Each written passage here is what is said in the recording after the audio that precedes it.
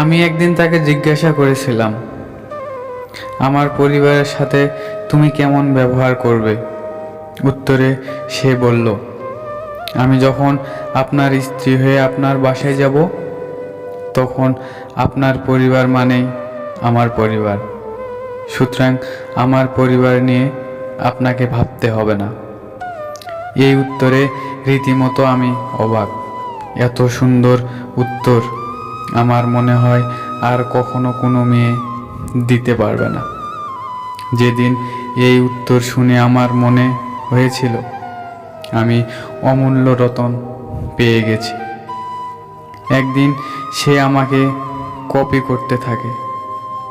আমি যেটা বলি সেও সেটাই বলতে থাকে, মানে যাই বলি সেও বলে।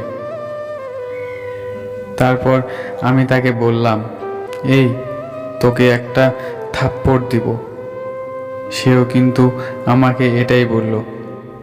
তারপর আমার সাথে সরি সরি বলতে লাগলো, কারণ সে আমাকে যখনই তুই তুকারি করে না এবং আমাকে ছোট করে অসম্মান করে কোনো কথা বলে না।